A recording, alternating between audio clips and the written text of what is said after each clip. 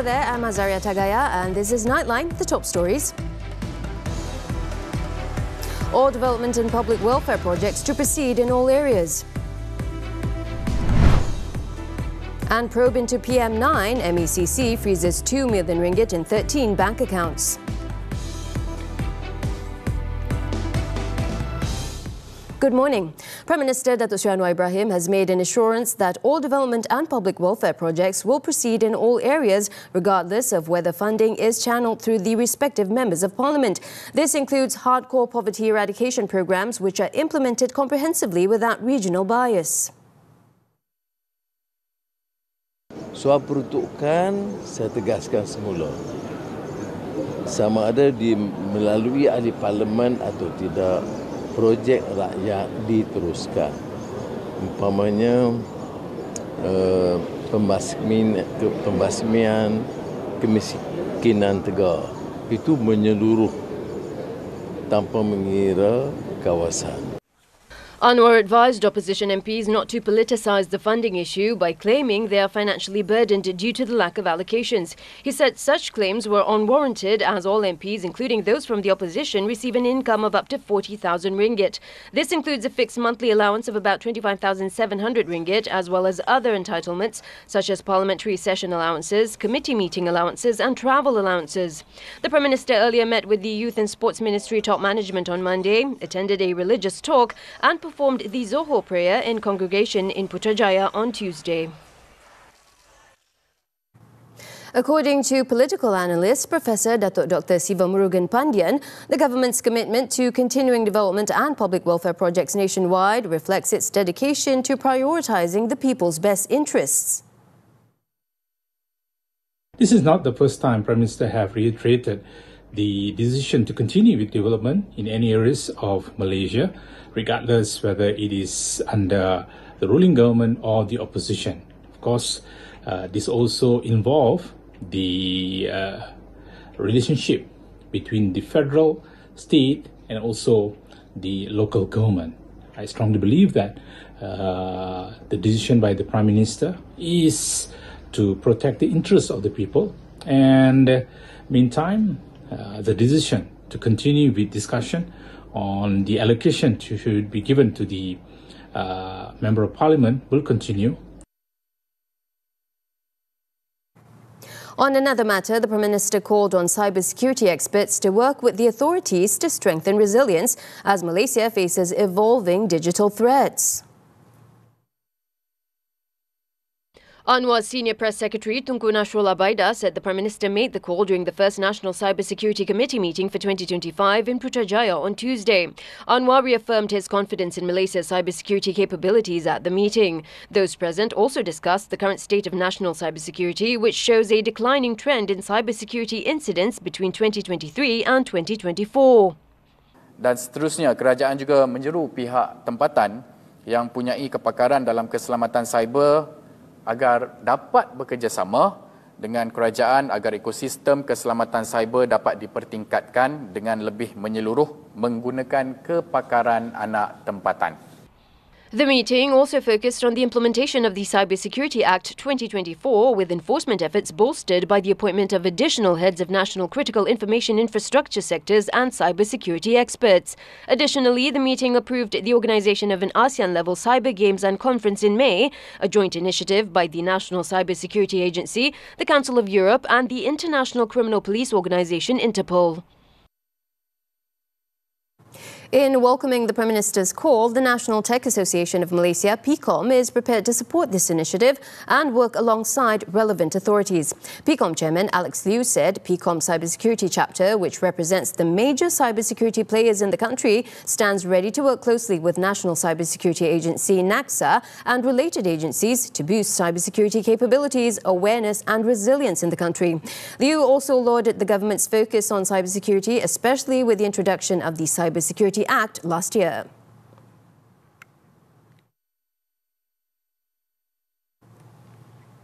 The Computerized Vehicle Inspection Centre, Puspacom, will now restrict multiple inspection slot bookings for the same vehicle registration number. Transport Minister Anthony Loke Siu Fook said this measure aims to curb intermediaries from exploiting the system by securing multiple slots and reselling them for profit. Ada orang, mereka menyalahgunakan sistem tempahan itu. Dia buat beberapa slot walaupun dia tak guna. Sebab dia ingat, dia tahu bahawa kalau dia gagal pertama, dia boleh dapat kedua lah. Tapi dia mungkin buat sampai 2-3 slot. Dan dia tahu sekarang ini ramai yang menunggu panjang. Jadi kalau dia dapat slot itu, dia tak guna, dia jual. Puspacom will also raise its inspection capacity to 15,500 vehicles per day, up from 13,500 previously. The Transport Ministry will introduce a self-declaration concept for certain inspections that do not involve safety aspects, namely vehicle body lettering, speed limit signs, first aid kits, registration numbers and passenger seat conditions for public transport vehicles.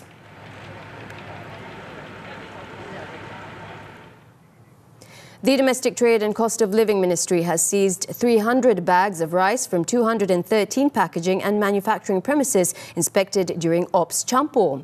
The Ministry's Enforcement Director General, Dato' Azman Adam, said 48 investigation papers were opened following the outcome of the inspections. At a media conference on Tuesday, Azman said the total value of the seizures amounted to around 15,000 ringgit. He added that the confiscated rice will be sent to the Biotechnology and Nanotechnology Research Centre under the Malaysian Agricultural Research and Development Institute MARDI and to the Chemistry Department for analysis. Ops Campur ini bukan saja kita fokus kepada percampuran kandungan beras tempatan dengan beras import, tapi juga kita melihat sama ada peratusan hancur beras yang dideklar, sebab peratusan hancur ini akan mempengaruhi harga. Jadi kita juga akan melihat perkara tersebut. Legal action will be taken against any party found guilty of providing false trade descriptions. Individuals, if convicted, may be fined up to 100,000 ringgit, imprisoned for up to 3 years, or both. Domestic Trade and Cost of Living Minister Dato' Armizan Muhammad Ali earlier this week ordered an investigation into claims that imported rice sold in Malaysia is being mixed with local rice, an act which could constitute a serious breach of trade laws. He said the Ministry's Enforcement Division has been instructed to act swiftly under the Trade Descriptions Act 2011, which governs product labelling and descriptions in Malaysia. The Malaysian Anti-Corruption Commission MACC has frozen 13 bank accounts containing over 2 million ringgit as part of its investigation into former Prime Minister Datuk Seri Ismail Sabri Yaakob. The anti-graft body has also requested bank documents from financial institutions. Kita sedang mengenal dan mempertimbangkan untuk membekukan beberapa akaun. Setakat kita telah bekukan akaun yang difikirkan perlu sejumlah sebanyak 2.3 juta sahaja. Jadi program-program penyiasat sedang meneliti akaun lain berdasarkan maklumat-maklumat yang kita perolehi. And as part of an ongoing investigation into corruption and money laundering allegations, the MACC is set to record Ismail Sabri's statement on March 13th. The MACC Chief Commissioner confirmed that Ismail Sabri's medical leave certificate expires on Wednesday and that he is scheduled to appear at the MACC headquarters at 10 a.m. on Thursday. He also disclosed that the Commission plans to record statements from 23 new witnesses in the coming days to assist in the probe. On March 2nd, the MACC confirmed that Ismail Sabri is a suspect in the corruption and money laundering investigation following the discovery of approximately 170 million ringgit in cash at a safe house during a raid. Additionally, 16 kilograms of gold bars estimated to be worth 7 million ringgit have also been confiscated. The Malaysian Communications and Multimedia Commission MCMC has fined radio station Era FM 250,000 ringgit for uploading offensive content on social media. However, after reviewing the company's appeal against the notice issued on March 7th, the MCMC has decided not to suspend its broadcasting license. The fine was imposed under Section 233 of the Communications and Multimedia Act. MCMC said the decision not to suspend the licence took into consideration the arguments presented by Maestra Broadcast Sendirian Berhad, Era FM's operator, as well as the company's corrective measures and official apology. The Commission reaffirmed its commitment to tackling online content that could incite religious tension or disrupt Malaysia's social harmony. The controversy arose after a viral video depicted several Era FM staff allegedly mocking a religious ceremony. Following public outcry, 6 individuals, including 3 radio announcers, were summoned to Bukit Aman for questioning. Johor police have busted a syndicate that operated a grocery store as a front for drug storage in Skudai following a raid on March 5th. During the operation, 3 men aged between 22 and 29 were arrested, including the store owner. Police raided the premises located in Taman University and seized 1 kilogram of shabu, 1.84 kilograms of ecstasy and 1 kilogram of ganja worth more than 346,000 ringgit. Johor Bahru North Police Chief Assistant Commissioner Balveer Singh said the suspects allegedly stored drugs sourced from a neighbouring country before distributing them across the state. Dipercayai setakat ini mereka menggunakan premis tersebut sebagai satu tempat untuk mengumpul dan seterusnya mengedar daripada tempat tersebut. Police also confiscated 8 vehicles worth 240,000 ringgit and 1,000 ringgit in cash. The 29-year-old store owner had a past criminal charge, while a 22-year-old suspect had a prior drug offence and 3 other criminal offences. The suspects were remanded for 5 days from March 6th. The case is being investigated under the Dangerous Drugs Act. In Sarawak, 3 people were killed and 5 others were injured in an accident on the Bintulu Miri Coastal Road early on Tuesday morning. The victims, 2 women and a man, died at the scene. The accident occurred as a multi-purpose vehicle MPV collided with a 3-ton lorry on Jalan Pesisir Pantai Samalaju at around 6 a.m. The victims have been identified as 44-year-old Nur Azalia Zakiah Jiben, 22-year-old Ariana Juana Helda and 39-year-old Simon Hugh. 2 other passengers in the car, both in their 50s, sustained serious injuries, while the lorry driver and 2 attendants were also hurt. The rescue team used specialized tools to extricate the trapped victims, who were handed over to the police for further action. Meanwhile, the injured were taken to Bintulu Hospital for treatment.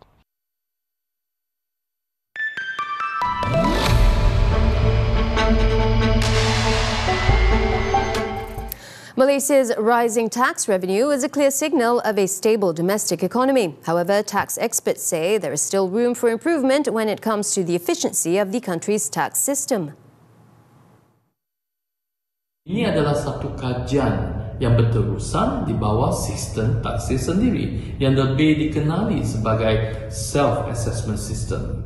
Jadi tahun 2024 tidak boleh dijadikan satu-satunya tahun untuk dijadikan penanda aras. Penguatkuasaan adalah perkara yang biasa di bawah sistem taksis sendiri. Experts stress the need to enhance tax awareness and compliance education to prevent revenue leaks and ensure all taxpayers fulfill their obligations.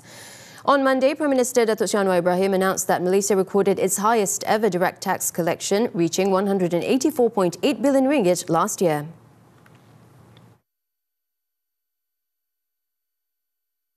Malaysia's labour force continued to expand in January, reaching 17.2 million people. At the same time, the number of unemployed persons declined to 533,800 with an unemployment rate of 3.1%.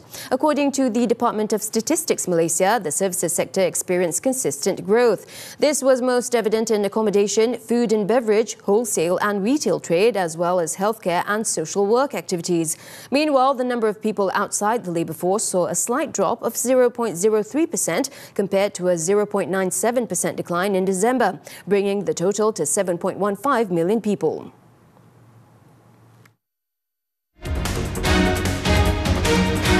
Boardrooms are still male-dominated. What's blocking women from the top jobs? If diversity boosts business, why are so few women calling the shot? With talent and qualifications on their side, why do women still struggle to break the glass ceiling? Women Entrepreneur Network Association President Shireen Rose Muhammad Shari joins Azaria Tagaya only on Money Matters this Saturday evening on TV3 and stream on Tonton. Foreign visitors heading to Japan should be prepared to spend more soon, as the country is set to introduce a two-tier pricing system at major tourist attractions from July. Under the system, foreign visitors will pay higher entry fees than Japanese residents, reflecting differences in economic conditions and the cost of living. Japanese authorities argue that the dual pricing model will help alleviate pressure on overcrowded sites and improve tourism infrastructure. Japan has seen record-breaking numbers of visitors, particularly from China and South Korea.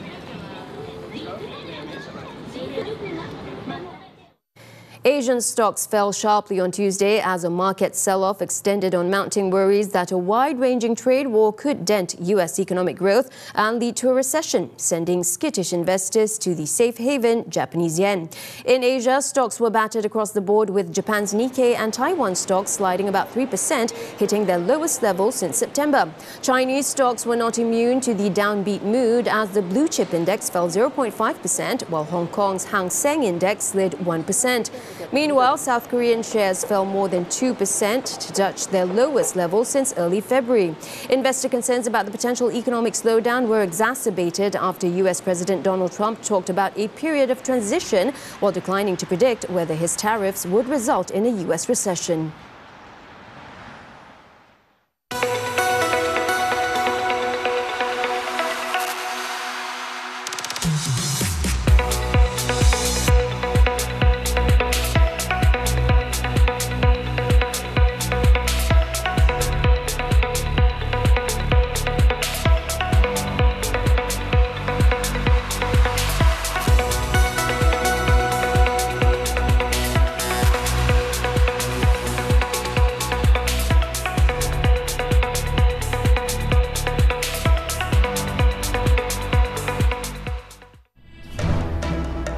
Buriram crashes JDT's Asian Dream. Sports right after this breather.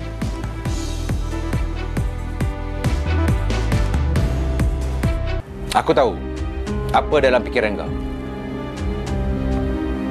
Okay, cuma nak cari ketenangan. Jadi selama ni tak tenang lah. Salam Ramadan. Mari kita indahkan memori Ramadan dengan meluangkan masa bersama keluarga. Kerana setiap saat adalah kenangan berharga yang tidak terlupakan. Semoga Ramadan yang penuh keberkatan ini menyatukan hati kita sekeluarga. Salam Ramadan daripada kami di TV3. Kata Nabi SAW, luruskan saf-saf kamu. Apabila kita merapatkan saf itu, ia merupakan kesempurnaan solat. Orang yang merapatkan saf, dia telah melakukan salah satu daripada sunnah baginda Rasulullah. Bukan itu saja. Bila kita merapatkan saf, kita menunjukkan kesatuan dan persaudaraan antara sesama kita.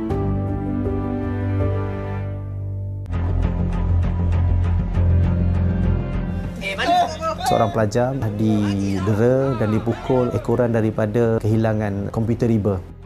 Ayah hantar awak pergi ke universiti, sihat walafiat badannya. Kembali anak saya dengan keadaan yang begitu mengecewakanlah. Mangsa meninggal dunia pada 1 hari bulan Jun. Jadi persoalan apa yang berlaku selama 10 hari ini.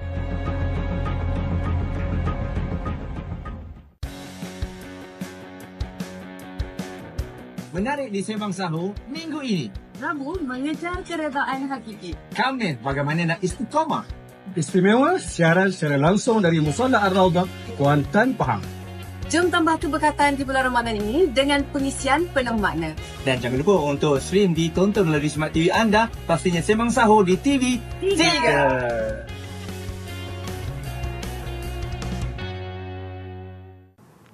We're back with sports, badminton and the 2025 All England Open Championships. National mixed doubles duo Goh Soon Huat and Shevan Lai were forced to work hard to clear their first hurdle, beating Thai pair Dechapol Puavara Nukro Supisara Pawesampran on Tuesday. The top seeds were made to work for the victory, battling through 3 grueling sets before claiming a 22-20, 9-21, 21-18 win over the unseeded pair. Soon Huat and Shevan now have a promising path to the quarterfinals as they take on Scotland's Alexander Dunn and Julie McPherson in the second round, opponents that they are expected to have the upper hand against. Meanwhile, men's singles shuttler Leong Junhao waited years to make his All-England debut, but his campaign lasted just 40 minutes on the court.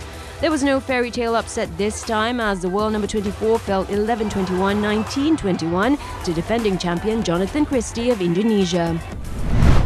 It was also a disappointing outing for fellow debutants Wan Arif Junaidi and Yap Roy King, who bowed out in the men's doubles. Despite putting up a strong fight, the world number 17 pair struggled to match China's Huang Di and Liu Yang's dominance and eventually fell 18-21, 21-16, 17-21 in the first round.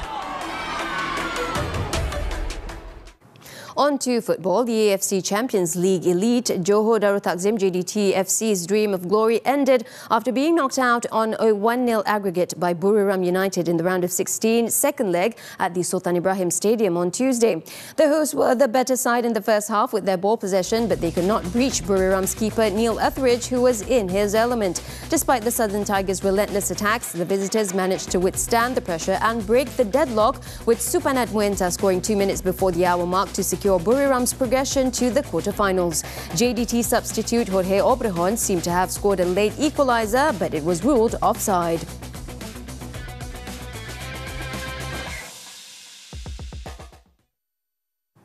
Still on the AFC Champions League elite, Al Nassr's Jean Duran struck twice and Cristiano Ronaldo converted a penalty as the Saudi Pro League side secured a last 8 spot with a 3-0 aggregate win over Esteghlal in the second leg of the round of 16 tie. Duran put Al Nassr in front 9 minutes into the game after picking up a loose ball on the right edge of the Esteghlal penalty area to float a superb chip over goalkeeper Hussein Hosseini. The Saudis doubled their lead from the penalty spot, with Ronaldo stepping up in the 27th minute to convert with confidence following Mohamed Niknaf's defending error. Esteghlal's night got even worse after Mehran Ahmadi saw red late in the first half for catching Mohamed Al Fatil's face with a flailing arm. Duran then sealed his brace 6 minutes from time, whipping a low strike into the bottom corner as Al Nassr cruised to a 3-0 victory. Stefano Pioli's men will take on Qatar's Al Saad in the last 8.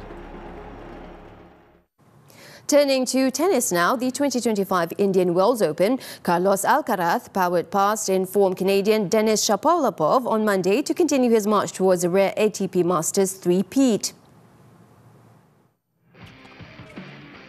The two-time defending champion won his 14th consecutive match at the ATP Masters 1000 event when he stymied the resurgent Shapovalov 6-2, 6-4 for a place in the 4th round. The second seed will next face 14th seed Grigor Dimitrov. Earlier, Taylor Fritz bounced back from a slow start to beat Alejandro Tabilo 4-6, 6-3, 6-1. The third seed hit 43 unforced errors but found his rhythm in the third set to secure the win in 1 hour and 54 minutes. The world number 4 will aim to continue to improve on home soil in Indian Wells, where he next takes on British lefty Jack Draper. Also through to the next round was Ben Shelton. The 22-year-old got the crowd on their feet as he played with power and poise to defeat Karen Khachanov 6-3, 7-5, setting up a meeting with compatriot Brandon Nakashima in the round of 16. Philippines ex-leader Duterte arrested for crimes against humanity. The details when Nightline returns. Seorang isteri ni kena utamakan suami. Kena aku suka, tak suka ke, kena aku. Di bulan yang penuh rahmat ini, marilah kita indahkan memori Ramadan dengan menyebarkan kebaikan kerana setiap detik adalah peluang untuk kita mendekatkan diri kepada Yang Maha Esa. Ramadan Mubarak untuk semua daripada kami di TV3. Wanita hari ini. Kalau bercinta, kita keluar dating, siapa yang akan bayar, lelaki ke wanita? Betul lah, orang kata bercinta ni banyak akan modal. Roti jala, murtabak, ayam becek, ya Allah sedapnya. Ini semua antara menu yang popular di Bazar Ramadan. Pantang nampak, semua nak beli. Kita kenalah bijak untuk mengawal nafsu. Jangan ambil mudah pasal kesihatan mental. Semua orang harus perhatian tentang keadaan ini. Betul ke suami mencorakkan isteri? Nak tahu, tengok Dr. Insyai. Semuanya di Wanita Hari Ini TV3 dan stream ditonton. Wanita Hari Ini. Indahkan memori Ramadan dengan Sembang Sahur. Masya Allah, apa jam celik sebenarnya. Tiba-tiba dah sembang sahur kembali. Pengisian menarik pengalaman Ramadan artis jemputan sebagai perkongsian bersama. Mendekati dan berkongsi rezeki dalam segmen Singgah Sahur. Orang yang terbaik itu adalah orang yang memberi manfaat. Menu masakan ilham Chef Naim dalam Jom Masak. Sembang Sahur. Setiap Rabu dan Khamis, jam 11 malam. Hanya di TV3. Saat kita berkumpul bersama keluarga, ada yang diuji dengan kesusahan, kesakitan dan kesunyian. Tapi dalam setiap ujian, ada tangan yang menghulur dan ada hati yang memahami. Bersama kita hulurkan tangan, ringankan beban. Istimewa Ramadan dan Syawal ini bersamamu setiap Ahad 6 petang. Indahkan memori Ramadan dan Syawal di TV3 dan stream juga melalui Tonton. Thanks for staying with us on Nightline. Former Philippines President Rodrigo Duterte has been forcibly taken onto a plane headed for The Hague hours after his dramatic arrest on an International Criminal Court ICC warrant. His daughter, Sarah Duterte, said on Tuesday that her father was reportedly placed on a flight with sources indicating that he was being forcibly taken despite concerns for his health condition. Earlier, Duterte was taken into custody at Manila Airport upon arrival from Hong Kong after it received the ICC request. The 79-year-old now faces charges of crimes against humanity of murder for a crackdown that rights groups estimate killed tens of thousands of mostly poor men, often without proof they were linked to drugs. Meanwhile, Duterte's former presidential spokesperson slammed the arrest and called it unlawful, claiming that the ICC had no jurisdiction in the country. However, the ICC said it has jurisdiction in the Philippines over alleged crimes committed before the country withdrew as a member. We will not stop. Singapore redrew its electoral boundaries on Tuesday, increasing parliamentary seats and realigning wards that were hotly contested. The changes were announced in the new electoral boundaries report, meant to take into account shifts in voter population. The Electoral Boundaries Review Committee reported that there would be 33 electoral divisions in the next election, up from 31 in 2020. 15 will be single-seat constituencies, while 18 will be multi-seat, increasing the number of seats in Parliament to 97 from 93. Singapore must hold elections by November 2025, although its Prime Minister Lawrence Wong can call for earlier polls. However, the People's Action Party is almost certain to dominate and win most seats, as it has in every vote since independence in 1965. The UN Palestinian Relief Agency, UNRWA, has warned that the situation in Gaza is deteriorating rapidly more than a week after Israel again halted all supplies from entering the Gaza Strip. UNRWA's Commissioner General emphasized the critical need for humanitarian aid to be allowed into Gaza once again in order to sustain the progress made during the first phase of the ceasefire, as well as to address the basic needs of the population. He also warned of the ongoing risk of a return to the deepening hunger that was prevalent prior to the recent ceasefire. Israel began cutting aid flows of food, medicine and fuel imports earlier this month, a move said was designed to pressure Hamas into ceasefire talks. It also announced an electricity cut, which aid groups said would deprive Palestinians of clean water. Ukrainian and US officials began talks in Saudi Arabia on Tuesday to find a path towards ending the war with Russia, just hours after Kiev's forces launched their largest drone attack on Moscow. Ukrainian President Vladimir Zelensky's top aide said the meeting with the US team began in a very constructive way as they work towards a just and lasting peace. The meeting is said to discuss security protocols and territorial issues between the three countries. Meanwhile, when asked on future ceasefire talks, Russia said it was absolutely impossible to discuss positions. Ahead of the meeting, Ukraine targeted Moscow with a large overnight drone attack, as Russia's Ministry of Defense said it had shot down 337 unmanned aircraft across the country. 3 people were reported to have been killed and 3 others wounded in the southern suburbs of Moscow.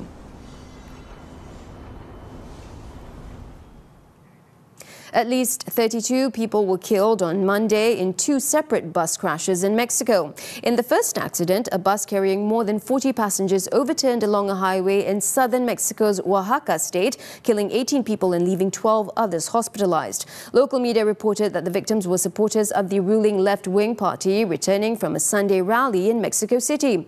Authorities were still investigating the cause of the accident. Meanwhile, in the northern state of Durango, at least 14 people died in a fiery collision collision between a tractor-trailer and a bus carrying passengers from the U.S. state of Texas. Officials said only 10 out of the 24 passengers made it out alive. Authorities did not specify the cause of the accident.